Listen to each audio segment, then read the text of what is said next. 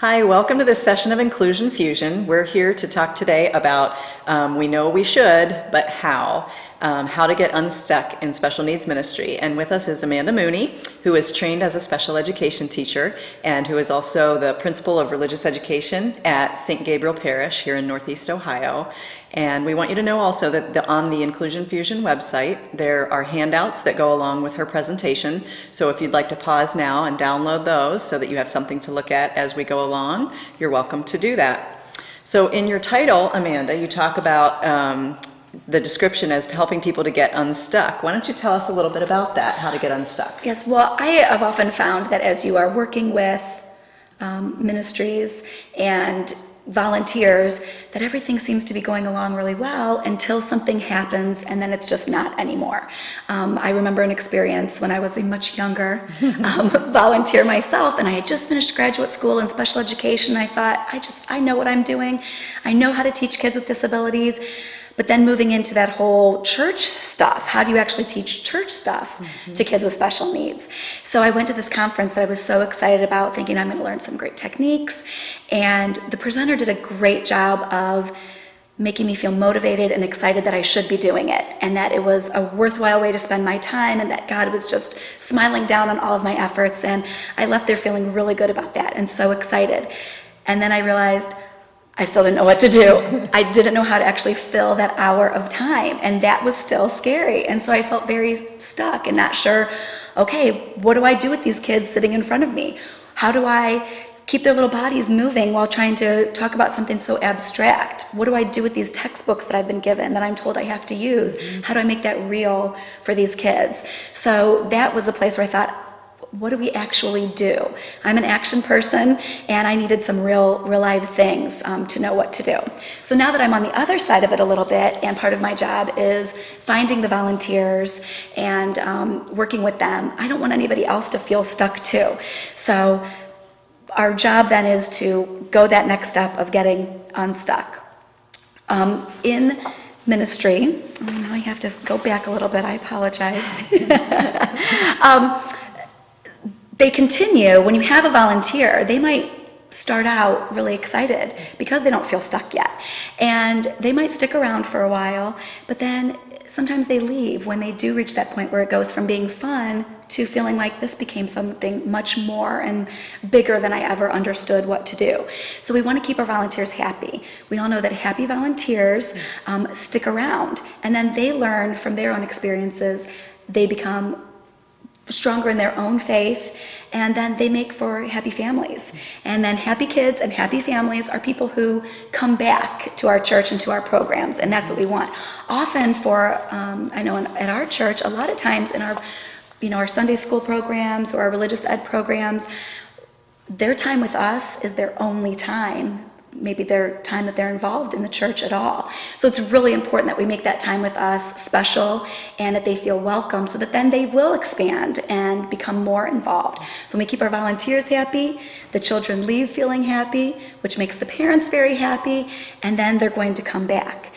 So if they're coming back, we need to know what to do. So that is our next place of finding out what to do. Now that all sounds very simple at first. Well, you make your volunteers happy, your families will be happy, and then life will be all good and happy. Everybody's happy, right? And everything is just perfect. It isn't as simple as that, but we can break it down to make it simple. And that was, I know, what I needed when I was first starting out as a volunteer was, how do you break this down for me to make it more manageable? Now for our purposes today, we're going to assume that you already have everybody on board, that you've already talked with all of the powers that be, and that everybody is all set and ready to include kids with special needs, and they value it and they know that it's an important thing to do.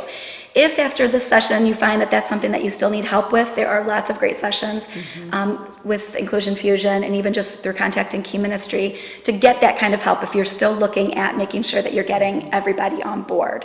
But we're going to assume that you already have that piece done. Now that isn't to say that you aren't going to have some volunteers that are a little reluctant or nervous, or that are going to say, isn't she going to look hilarious when this all comes crashing down and isn't going to work out at all? But when you prayerfully and flexibly go about the process, we really can break it down so that you can do that. So we've already determined that our happy volunteers are going to make happy children, and then they're all going to come back. So because they're coming back, we better get ready for them. So we better get busy. Yes. Yeah. Well, I'm wondering, Amanda, what is yeah. in this great big box? Well, I'm in so front of glad us? that you asked. This is a box that people bring with them to Sunday school as a volunteer or a catechist. That's the Catholic word for Sunday school teacher, as we call it catechist. They have a box, and you might not always see the box, but this is going to represent our box, and they bring it with them. It's beautiful, don't you think? It's lovely. I think yes. so too. Thank you very much. It is not only beautiful to the eye, it's strong, sturdy, and it's a fairly good size. You can actually fit a lot of stuff in this box. Volunteers often bring a box of stuff with them. Would you like to know what's in the box? I would Rebecca? love to know. I'm so glad you asked. Yeah. You have fabulous questions. In this box, you're going to find the religious education textbooks, the Sunday school curriculum, cute and fun activities that are time-tested and have been fabulous and been used and wonderful for decades, along with a class roster of well-behaved children who can adapt to any of your fabulous ideas and will happily work any worksheet that you put in front of them. Doesn't that sound great? It does. It does. It sounds easy and fabulous, and it fits so wonderfully in there. Exactly, right. I mean, who would not want everything to fit all neat and tidy in a little box? This is the recipe for success, wouldn't you say? Yes. Unfortunately, there are two problems with this. I know, it's sad. I wish there were no problems. I wish we could say, and cut, that we were done and we've solved all of the problems. Unfortunately, that isn't the case. Here's what happens. The box is so full with all of these fabulous ideas and lesson plans and things that you've already done in the past that there's no room for new things. And even worse, there's no room for the other children that have actually signed up for your program. The actual real live children that don't act perfectly every second and might not enjoy that worksheet you put in front of them and aren't interested in your puppet that's in there that you've been using for 20 years. So it's full with a lot of stuff. Nobody can get in, and so the lid is stuck. And so no one will fit in. So here's what happens. These new kids and these other ideas are left on the outside, trying to peek in and figure out what's going on, but they are left not connected and on the outside, which I think, represents how sometimes our kids with special needs do feel. They feel like, ooh, I'm just kind of outside looking in. I'm not interested maybe in everything that just is sitting in this happy little box, and I'm not even like maybe some of the other kids that you've already decided will fit in this box. And so that's the difficult part. So our job, either as the volunteer who's all ready or the ministry leader, is to get that box, get the box unstuck so that we can unbox God. Nothing is going to fit in there. We need room for everyone. God wants us all to be included. We want to make sure that we can serve everyone. And as pretty as the box is, God doesn't want us to all fit in there. And thank God for that, because I don't know about you, but ain't none of my kids or my issues or anything that we have going on in our house is going to fit in this box. And to be quite honest, I'm glad.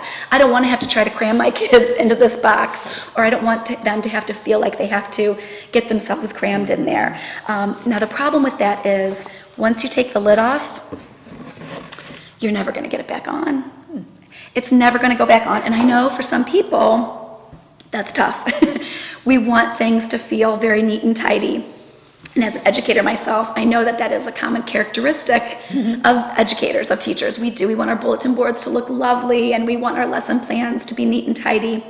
And unfortunately, sometimes it just doesn't work out that way. We all know life isn't that way, and it certainly isn't in children's ministry or in ministry with kids with special needs, but that's okay.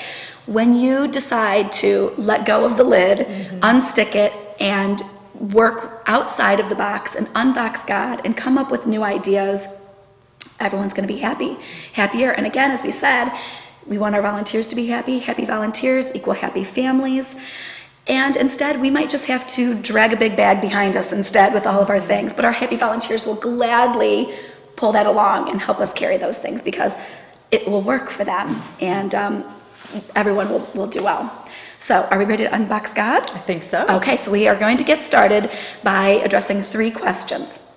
We need to ask them, these are the 3 questions we need to ask when getting started with either adding in families with special needs to the programs that you already have existing, or if you're going to begin a new program for children to meet their needs.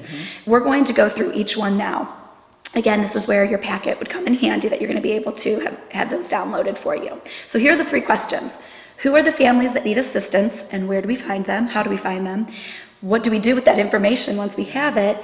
And how do I know where to place them and what to do with them when we have those children? So the first question, who are the families that need assistance, and how do we find them?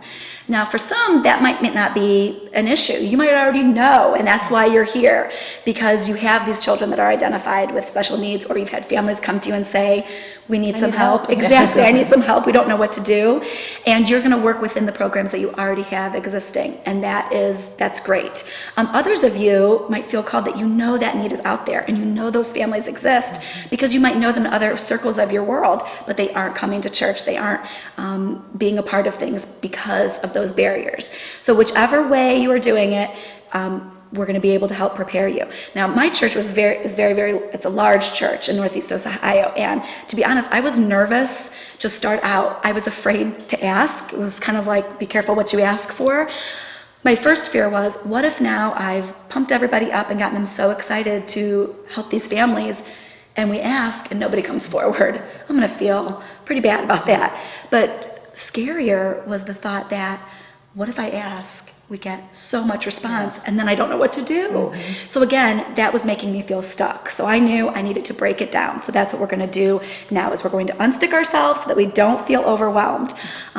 I went to a Key Ministry event, and I heard Harmony Hensley talking about the fabulous 1,200 person prom that they do for adults with special needs at Vineyard Church in Cincinnati. And that sounded amazing and wonderful and so exciting, but it made me sweat thinking about it. It was so huge and so overwhelming for me to think about. How could I, my own little person, do something like that? So my little small thing that came from that was doing a mini Vacation Bible School. I love that idea that you do. You know, Vacation Bible School was already existing, so I didn't have to try to build new curriculum or come up with a new idea or a new theme. And we already had a special needs program. So we just started by asking those families. We already knew who those kids were. I could pull from those volunteers. We knew what their needs were. So it was manageable, it was doable, it was exciting, but we could handle it. I felt okay about that. And for us, those 15 children, it was worthwhile. So never get caught up in thinking that if it isn't big, it's not worthy. We all know that even if just one child is touched by what you do, you know, it's worthwhile, and it's God's work, and He's so proud of us for it. So I began by putting announcements in our bulletin, and here's what you'll have in your packet. It's just was one of the versions that we did, and we did it a few different ways. We put it in our weekly bulletin or weekly newsletter as an insert, and it appeared just like that.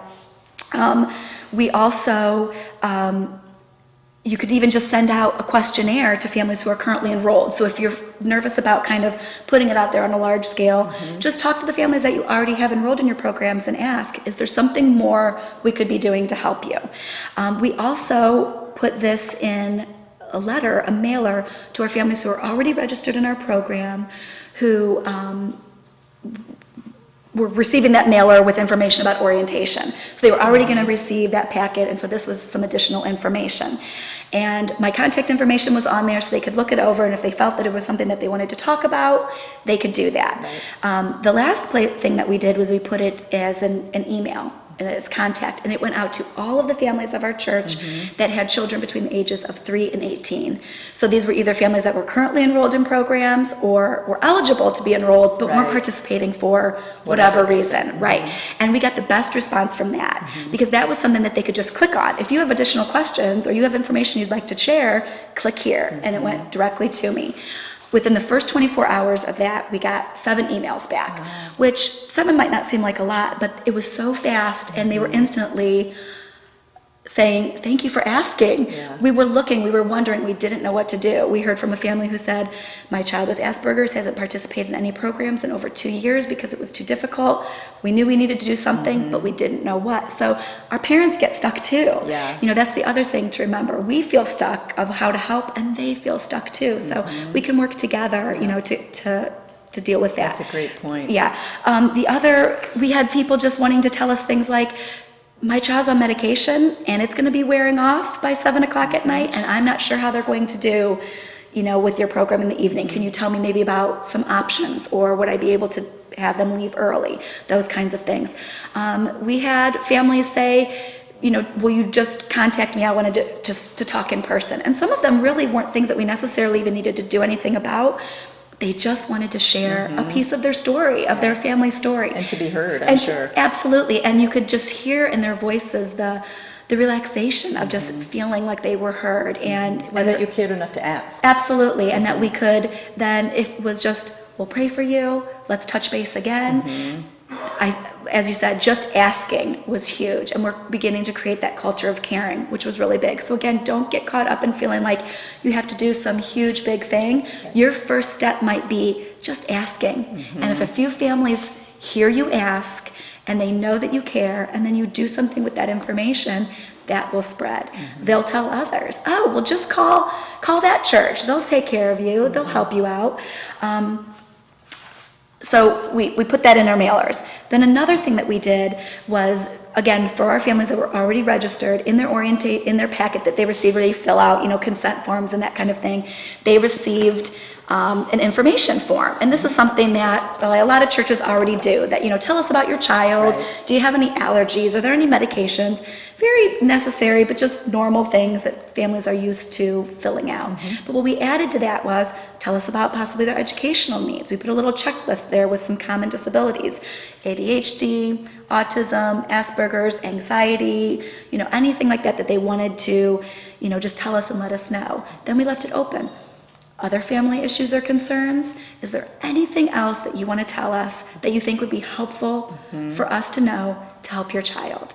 And it really was amazing, the response that we got. Some were, she's allergic to bees, and that was great, those little things. Another mom, it was just an allergy, but she filled up the whole page. So right there, that told me she's really concerned. And I want to make sure then that I touch base with that mom to let her know that I heard her need and that we're on top of it. Because the amount of space that she took up telling us that told us this is a big deal to her. And read between the lines. Absolutely, right. And we want to make sure that we're being, considerate of that. Right. Others were, please just call me. And again, they just wanted to talk about issues. The family, there's a pending divorce that the children don't even know about yet. And they're concerned about how they might react to that and how that might affect, their behavior or things in the classroom. Also, we find that when family situations are going on and a family stops sending their kids, we don't know why. And it's easy to assume, oh, they just don't care anymore, they don't like us, they don't want to be here. And there really might be a bigger issue going on. Right. But we don't know what we don't know. So we have to ask so we can get that information for them. Open that dialogue. Exactly, and we have to be ready then to act. That's the other piece. If we're going to ask, then we have to be ready to do something with that information. So then they don't think we're just being nosy and that we just are, wanting to gather some dirt or information on their families. So one of the worst things that could happen, I think, would be for a family for us to not know that something was going on and to then not be able to respond kindly and compassionately. We're the church, that's our job. So we have to just keep asking, and not just ask once at the beginning of the year, but to keep asking and to keep touching base. So now that you've reached out and they've shared, they've told you what they want, want you to know, our second question is, what do we do with that information? Now be careful, because this is another common place that people get stuck. Remember to work on a scale that's manageable for you. Don't think now that you have to create some brand new program or do something on a large scale. You're going to take that information to the next thing. Again, if you began with the families that you already have in your program, you might just be making some little accommodations. It might just be a matter of telling that volunteer or catechist, this is what's going on with this family. Please keep an eye on the situation. Make sure that you're touching base with mom, those kinds of things. And that's what we did with our one-day vacation Bible school. We just started with the families in our program. And then the next year, they told friends. So we had more, and we felt more confident publicizing it more because you'd been through it. We'd been through it, and we were ready and we were equipped, and it felt good. So you don't feel like you have to get too big too soon. Every child counts again, so just pace yourselves. it's creating that culture of caring and taking action into your program so that they'll start coming. It's that whole, if you build it, they will come. You plant the seed and it will grow, and the ripple effect of the puddle will go out there. So I provided an example in my packet of what a form might look like that you would use with families. But of course, you're going to make yours look however it needs to. And you might already, again, have something in place, which is wonderful. So after you've talked or you've received that information, you're going to follow up with that family. So whatever they've written down and provided, you're going to contact them and follow up with them. So then the next form that we kind of came up with was a planning form, or if you're an educator or a nurse, you'll know it would be known as maybe an intake form. So this is the place where you're going to write down all the information that you gather. And we kept it very general. It looked very similar to the form that the families filled out, but that we could keep notes on there. And it was something then that we could go back after we got off the phone with them and just jot down our notes and kind of pull it all together. But what's important is that each conversation must end with, what's next? What is the next step? So again, we don't want to get stuck and go, oh my gosh, they just told me a whole lot of stuff and I have no idea what to do now. And so we'll just act like that never happened. Let's just pretend that didn't even happen. Doing what we're doing. Exactly right. That seemed to be working. So you might be sharing that information with that child's Sunday school teacher or their catechist. It might be calling your ministry leader to make sure that there's special seating that the parent suggested might be helpful at the next youth group event that you were having. It might be letting the pastor know because the mom said that she would love to maybe sit down and have some counseling time because of the divorce that's going to be going on. So it might mean a lot of things. It might not have anything to do with what you actually do in the classroom or in your program for that child. It just might be, I'm going to call this mom again in 3 weeks and touch base. Or it might be to go to the teacher. If you are going to pass this information on to the teacher that's going to be working with the child, you would obviously make a copy for them, and then we provided a little notes page for them. And that way they could keep track of any additional information, anything that happened, if they tried something, how did it work, if the mom shared more information when she came at pickup time, that we could just keep a running tally of the information. Not only is that good for now, but again, as we talked about keeping our volunteers happy, when this child transitions into another program, all of that past experience and past information is going to be very helpful for the next person. Yeah. Could you just say a few words about the confidentiality and what you ask your volunteers to do with the information? Absolutely. We have a confidentiality agreement that we ask all of our volunteers to sign. It's part of their handbook that they receive. So if that's something that you don't already have in place, talk to your ministry leaders about making sure that you have that. On the form that they receive has all the information that has to stay in the folder that stays in the school building. And nothing goes through email as well. I get a little nervous with cyberspace that if something could end up in the wrong place. So anything that was really, really sensitive, we did through phone calls. So I shared that information with the catechist or the teacher through a phone call. And the catechists also know, or the teachers know, that anything that you would share in email, even if it's something that seems really simple, you would use first names only, and that this is information that's for our program, and that it should just be shared for us, that this isn't something that goes outside of that. That's great. That's so important. Absolutely. And again, if we want them to ask, we need to be considerate of what we do with that information. So the other part about the next step is it's okay if you don't know the next step. Again, don't get stuck on feeling like you have to have all of the answers right now. You may tell the parent, we're going to look this all over, review it. I'm going to talk to some other people in the program, and then I'll get back with you. It's okay to say that. And it's probably better to do that than maybe to offer something or say you're going to provide some kind of service that you're not even sure you can really do. So if you're not sure, just say, I'm going to touch base back with you. I'm going to get back with you. That is okay. And it might be that you're going to start with something very small and then build from that. Or it might be that you're going to try something and the mom is going to tell you that didn't work out at all. And that's okay. And then you'll try something else. Being a partner with the family is important. We don't need to make them feel like we have all of the answers. We thankfully don't have to be the educators. We don't have to diagnose any children. We don't have to come up with any therapies. We're here to love them and support them along their faith journey. And that's really the parents' job. They have decided that they want their child to be brought up in the faith, and we're just here to support them. So ask them, what works for you at home? What kinds of things are they doing in your child's day school classroom that maybe we could incorporate? I think feeling like they do all of these great accommodations at school. What makes us think that those things wouldn't be helpful in our program on the weekends or in the evening? It might be something really small, but if we don't know, then we can't even try it. Right. And it might be a really small support, like having a buddy sit next to them to read the directions so that they aren't nervous about having to do any reading or talking out loud. You know, all of those kinds of little supports. So talk with the family, be in community with them so that they feel a part of the team and that it isn't something, here, I laid this all out, I've given you this information, now go make some magic happen. And again, that's where people get stuck. The volunteers feel overwhelmed that you've promised them something that they couldn't possibly deliver. And that's not our job. We're there as a support along the way, so we're going to be able to do that.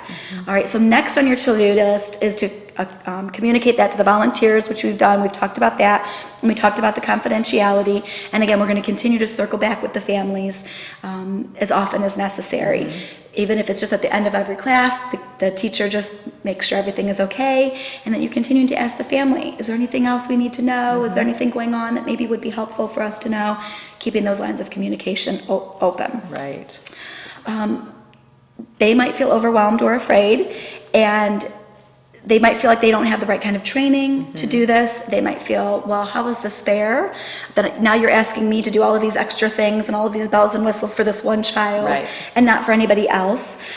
You're going to let them know that you are going to support them. And if you are that actual volunteer who's saying, I'm nervous, I'm afraid, I think it might not be fair, here's what you're going to do. You're going to take a deep breath and you're going to just relax for a minute, and you're going to be comforted in knowing that you don't ever have to get the lid on this box again. It's beautiful, it's pretty, and you can continue to carry it with you, but keep the lid off, and we're going to put some things in there and around it, and you're going to be good to go. So that gets us to our last question. Yeah, I think. so there is that last question. Once we have them, where do we place them? What do we do when we get there? And what do we even mean by place them? Right, exactly. I know that can sound a little like right, or that there are these things, that they aren't these real people. Where should we put this? What do I do with this right here? And again, this goes back to starting at a manageable place. Before you create an entirely new program, it might make more sense that what you already have in place will work with some accommodations and adaptations. However, if you discover that maybe you have several children with similar needs, that you might create a small group for just those kids, and you might have a teacher or two that's willing to take that on. Again, you're going to work with what you have and with the needs of the children that you have at the time. Kids are different, families are different, even the same child is going to be different 6 months from now, a year from now, let's face it, even a week from now. So we don't feel like you have to create some brand new thing and then put your stamp and seal on it and say, okay, there, we did that. Because again, that's where you're going to end up stuck, because you're going to feel like, there, I did that. And then when it's clear that it needs to be changed, you're going to feel like it's going to be difficult to do that because you just invested so much time and energy into creating another little box that everybody isn't going to fit in. So start with the children that you know you have, who you are serving, and decide what needs to be done from there. Don't spend a lot of time and money making adaptations that you might not need. And I've done that. I have definitely made that mistake. Again, that teacher mind, you might find something very beautiful online, or you go to a teacher store and something so adorable and precious, or some material that looks so great, but you don't need it. It isn't going to serve the purpose of any of the children you actually have in your program. So work with what you know you're going to be dealing with. Who are the kids that are actually in your program right now? And then the next year you might need to go and buy that fabulous thing that you saw before, and the things that you created you might not need for another year or two, and that's why we can't get the lid on the box, because you're going to end up with a lot of different things. But don't find something for an imaginary group of kids that you don't really have. Work with what you have. It sounds like it's really based on the relationship and the knowing of the child and their individual needs, more than it is a checklist of, okay, I did this, so now we're done. It sounds like you really know the kids in your program and what they need. And it's important to do that first, right? And to not say, oh, if I have a child with ADHD, I do this. That isn't the reality. And again, I think I keep saying it, that's where we get stuck, because we go through that checklist and we create these things, and then the child comes in and that isn't the reality. Right, and they still wiggle through their whole lesson. Right, and so you don't know what to do. So it's almost like working backwards. We think we have to be all prepared and have all of our lessons and everything ready before they arrive. But it actually makes more sense to have some things, but get to know your families and get to know your setting and your environment first, and all of the needs of your children, and then prepare and go from there. It's also important to remember that even if really ultimately you're creating accommodations for maybe just one or two children that have some needs, it may benefit everyone, and it certainly isn't going to hurt. So if you decide that you need to do a little reward system for a child who has trouble sitting still, wouldn't everybody enjoy a little sticker or token or something in your classroom? Absolutely. So you don't have to worry that you only have to do it for one. There's often a lot of things that we're doing that while your target is one or two children, it's good for everyone, and you will find that it makes things better for everyone. That all children love a little order and structure and being able to predict what's going to happen next. So don't feel like you're just doing it for one and all of your efforts are going into this one child. You will really find the benefit for everyone. And again, you're going to have then a lot more happy kids who are coming back to you every week and for years to come. So there are two concepts that we can use when trying to then figure out, okay, what do we do? Now, where do we place them? What do we do with them? So you're going to decide, okay, we have to work with what we already have. We're going to keep them in the program we already have, but now we need to decide what that's going to look like with what we know about the child. So there are two kinds of concepts that we can look at, and again, you have this in your packet. The first one is the self-environment child concept, and the other one is 9 types of adaptations. So the first, and this has a little visual, if you'd like to learn it along with me, Rebecca, and anyone else watching, is the self-environment child. And that helps me remember. When thinking about how we can adapt things, that's the order, and that's what's important. It isn't child, me, and then the environment. It's important that we look at it in that order of what am I doing, what's going on in the environment around me, and then the child.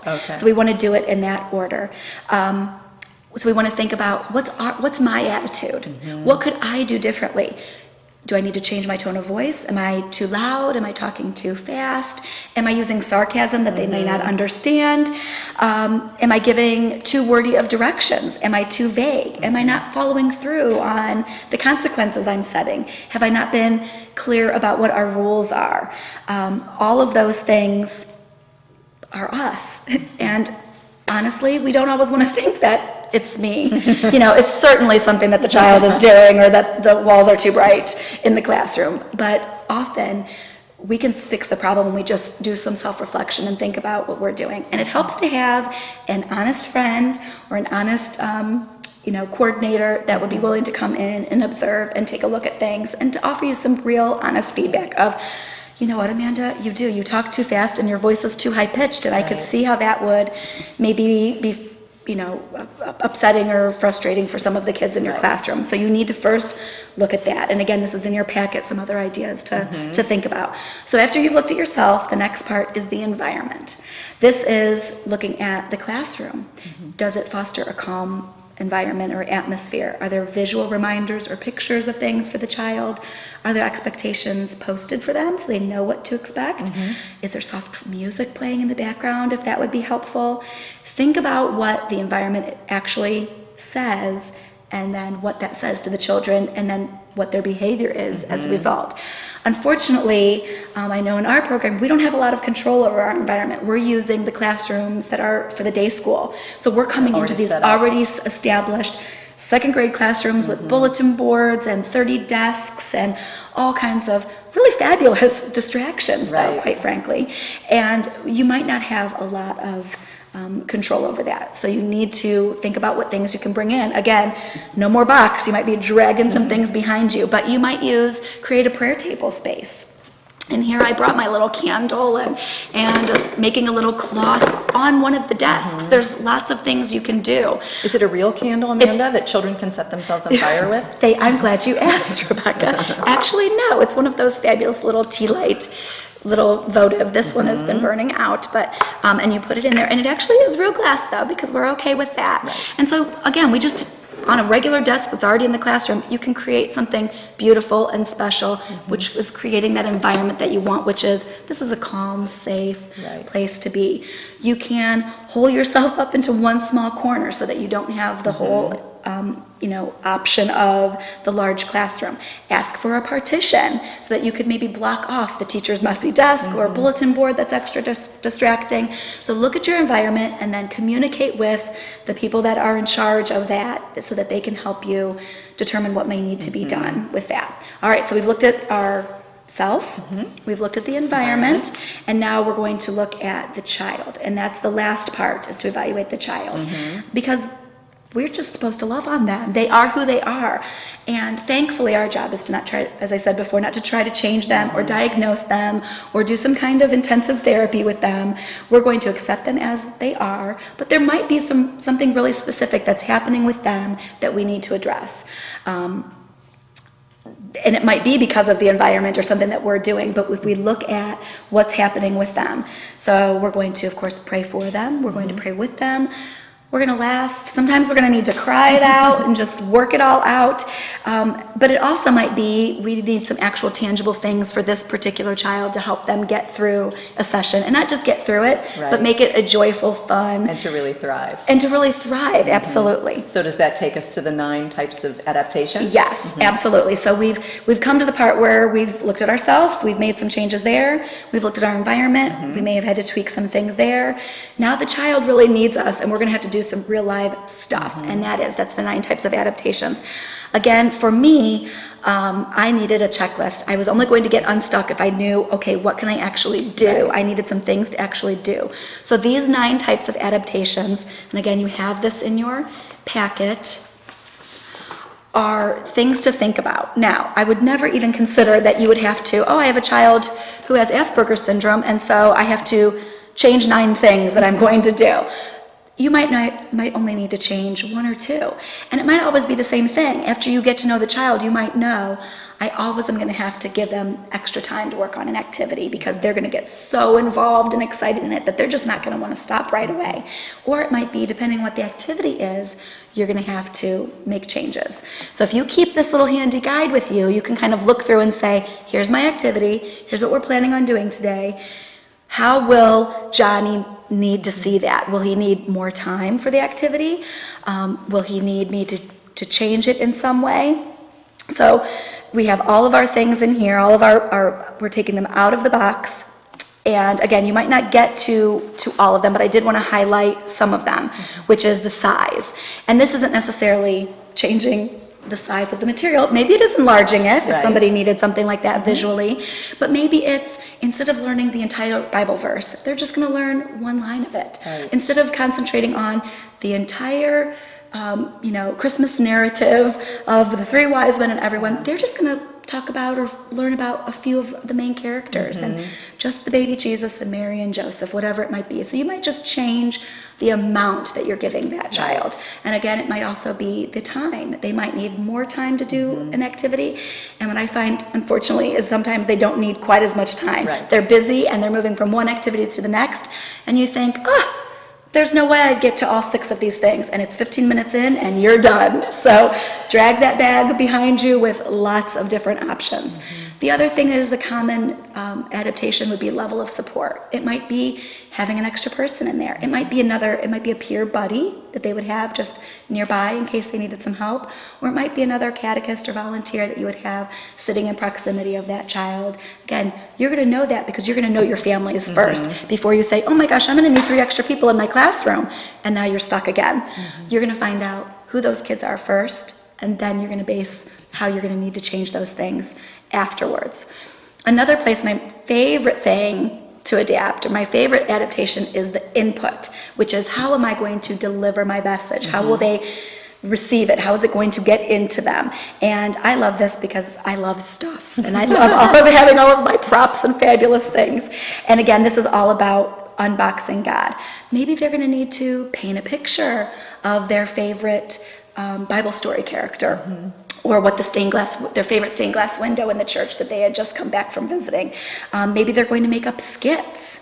Maybe they're going to need some things. And I brought something with me, Katie, of course, which you can tell would not fit in my box. And this is my little Noah's Ark, and there are fabulous animals inside, and Noah, and you can set up the whole mast of the boat. And so I was all about, again, the input. Some kids needed to keep their hands busy. This is something that you would just maybe have on the floor while you're reading the Bible story, because kids might need to keep themselves and their little hands and bodies occupied while you do what you would normally do. So how are they going to receive the information? And some kids may want to sit and do that over and over again while somebody reads the Bible story to them over and over again, and that's okay. Right. Our job is to push them through some curriculum that we think we have to get to. Our job is to prayerfully put it out there for them and then get out of the way so that we can let God and the Holy Spirit do what needs to be done. And really only that child and God will know what they need to get from that. Right. And you might bring the same materials out time and time again, and it will be a different experience for them because we've allowed God to take over and not get caught up in, I have to check off my list of now, okay, Noah's Ark, check off the list, we finished that. So input is a big one. And the busier we keep the kids, the more engaged. I'm big on using the multiple intelligences, and that's another area that you can kind of explore on your own, or I can help people with at another time, of using those multiple intelligences to find out areas of interest for the kids. So if you're keeping it broad and using a lot of different techniques, you're going to hit on the best input style for each child. Again, not just these one or two that you have a little info sheet on, but for every one of your classroom, because we all have a way that we learn best. And if you keep it open, never put that lid on your box again, you're going to hit on everybody's learning style and keep everyone happy. There are other types as well. We have level of difficulty, as we kind of touched on, that they might not be able to handle all of the material, and that's okay. The output as well. Instead of wanting to answer out loud, they might want to keep a journal. Also, don't get caught up on, if everybody is standing and doing a fun song, they might just want to stay and observe, and that's okay. So that's their level of participation. Don't send a child dragging along to participate. If we are supportive and we create an environment that is safe for them and that they feel comfortable in, they may eventually participate. Or you know what? Dancing just might not be their thing, and that's okay. But if they don't seem upset or worried by that, and they would just rather watch, that's okay. We shouldn't feel that we have to make every child do every single thing and that they all have to love everything that we do. If we keep it broad and we mix it up with lots of different types of things, we're going to hit on everyone's, and we don't need to worry or then get stuck on, they didn't like that. You know what? You're going to find out what they do like, and you're going to try that next time, and that is okay. So there might even be the need for possibly alternating the actual goal or even the entire curriculum. You might have a child with some really significant needs that what your current program is, or the material that they're going to be doing for that either lesson or the whole series that you're doing might not be appropriate for them, and that's okay. That might be a time though when you say maybe we do need to look at an alternative program, or gathering these children together with some other peers and doing something separate. And don't get stuck on thinking, well, if they can't do it, then they just can't participate and that's it. You might have to come up with another option, but that's usually rare, to be honest. A lot of times we can make those adaptations, but there are times when it's just going to be too much, or a family says, I really want them to work on maybe learning this particular prayer or understanding this one main concept, and then you need to find a way to provide that, and so that we can work within what the family is wanting and what's appropriate for that individual child. So you will have plenty to work with when thinking about all of these different ways to modify. And again, remember that you don't need to do all 9 kinds that, again, you get stuck because you can feel overwhelmed. You can figure out that some kids only need 1, or others may need, multiple, or some lessons are fabulous just the way they are, and you aren't going to need to do any of it. Now here is my tongue twister for the day that's going to help us remember. Prior proper planning prevents poor performance. I won't make you repeat it, Rebecca. Thank you. You're welcome. You're welcome. But the idea of you have to do this in advance. You will feel stuck, and you will have your volunteers running for the hills if they don't know what they're expected to do until that morning, because they won't have time to have thought about it in advance to know, oh, I better bring something for them to hold on to while we do that. Or, oh, I have this great puppet that would be fabulous for this activity. You have to plan in advance. Don't be scared though. Once you start to do this and the ball gets rolling, it will be easier, and you will know what to do, and you can come up with the ideas quicker and quicker as you go along. The adaptations will come naturally. Absolutely. And again, the same adaptation might work time and time again. And so then you won't need to do anything differently, but you have to start by Prior proper planning prevents poor performance. You will be happier and you will not feel sad at the end of your lesson with the children if you took the time to think about it beforehand. That really is important. So you've got these two concepts. You've got self, environment, child, and you've got your 9 types of adaptations, and you're going to keep everybody going, and they're right out of that box. And everybody is happy and on track. Yeah. Well, you mentioned earlier something about being stuck because they might feel like it's not fair to do something for one child and not for the other kids. How do you address that? This is one of my favorite little visuals, and I think this is something that works really well, not only for the kids, but for adults. Sometimes we have ourselves, we can feel this way, or we might have a volunteer that gives us a little pushback saying, how can you expect me to do just this one thing? That's not fair for you to say that I have to provide this kind of accommodation or do this for this child. And I have these 16 other kids in this classroom. That isn't fair to do. So we use the idea of going to the doctor. And you're all sick with something different, and we'll even let the kids pick what they're sick with. Well, I've got the flu, and I've got strep throat, and I've got pink eye. And the doctor comes in, and we're going to do things equally. This doctor makes sure that he keeps everything very equal. So today, everybody is being treated for the scrape on their knee, and so everybody gets a Band-Aid. But I have strep throat, so you can start to ask the kids or the adults, how did that Band-Aid work for your strep throat? Right. Not very well. What about your pink eye? How's that working out for you? Not so well, but that was equal. Everybody got the same thing. But that's not really fair. What's fair is that I would give you eye drops for your pink eye, you'd get your prescription for your strep throat, and you would get the Band-Aid for your scraped knee. Things don't have to be equal, they need to be fair. And as long as every child feels that they are getting what they need individually, there isn't going to be a problem. If a child does start to address that with you, then that is a red flag to let you know there's something going on, self or the environment most likely, or even the child, that's making them feel that they aren't being heard, or that their needs aren't being met, or that they're not being treated fairly. But it's not about equal. It's about giving what each child needs. And unfortunately, it seems like it's the kids who really get this concept a lot, and it's us that have a hard time, because in our adult brain, we think that the kids are going to get worked up about that. But they are very intuitive, and they know. I've never had a kid ask, how come she gets that wheelchair and I don't? They know what one child needs might not be what they need. But again, as long as everyone is getting what they need individually, then everyone's going to be happy. They're going to be treated fairly, and we don't have to worry about it. So I usually use a little Band-Aid as my visual reminder that it's fair, not equal. That's a great point. I think we kind of covered all of our bases. I think we did. We tried. My goal is to help everyone feel unstuck. We're going to unbox God, and we're not going to get so stuck or scared that we can't do something. So I hope you feel that you have some next steps, that you have some techniques to use. There's obviously so much more that could always be covered, but I want to wish everybody the best of luck in your endeavors. And if you ever would like to talk with me or email me or look more into ways to adapt material, or even looking more into the multiple intelligences, my contact information can be found on the Inclusion Fusion website. So best of luck and many prayers to your program. Thank you, Amanda. Thank you so much.